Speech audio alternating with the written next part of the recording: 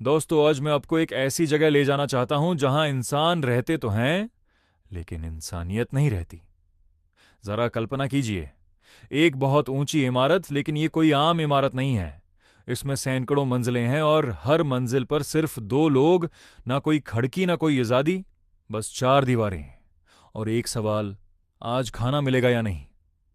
और ये सवाल हर रोज मौत जितना भारी होता है। हेलो दोस्तों, मेरा नाम राज है और आज की यह कहानी एक ऐसी जेल की है। होता यह है कि हर दिन एक प्लेटफॉर्म ऊपर से नीचे आता है, जो खाने से भरा हुआ होता है, जिसमें खूबसूरत डिशें और अच्छा खाना होता है। जो लोग सबसे ऊपर होते हैं वो जितना चाहें उतना खा लेते हैं।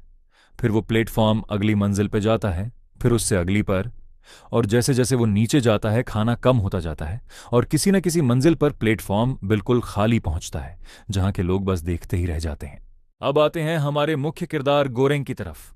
यह आदमी पागल नहीं है और न ही किसी जुर्म की वजह से यहां आया है, बल्कि यह खुद अपनी मर्जी से इस जेल में दाखिल हुआ है, सिर्फ इसलिए कि अपनी कुछ बुरी आदतों से छुटकारा पा सके।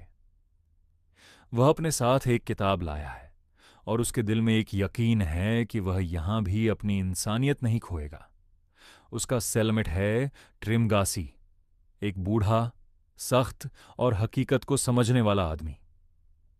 पहले ही मुलाकात में वह गोरेंग को साफ बता देता है, यहां नियम नहीं चलते, यहां भूख चलती है। गोरेंग हंसता है और सोचता है कि बूढ़ा शायद कुछ ज्यादा ही सख्त है, लेकिन पहले ही दिन जब प्लेटफॉर्म आता है, ट्रिमगासी एक जानवर की तरह खाने पर टूट पड़ता है।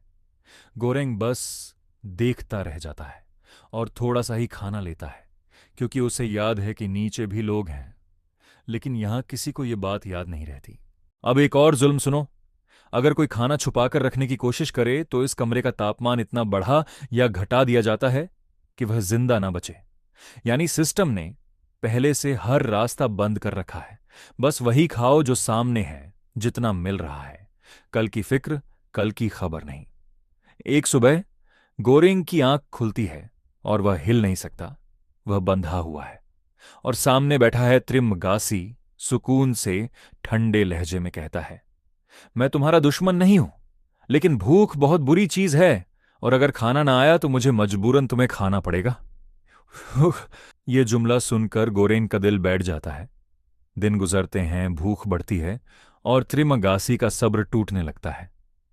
वह पल आता है जब वह वाकई छुरी उठा लेता है, और तब अचानक एक औरत आती है और गोरेंग को बचा लेती है। लेकिन दोस्तों, बचना आसान था। अगला दिन जिंदा रहना मुश्किल था। खाना था ही नहीं, और गोरेंग के सामने सिर्फ एक रास्ता बचा था, जो इंसानियत की आखिरी हद थी।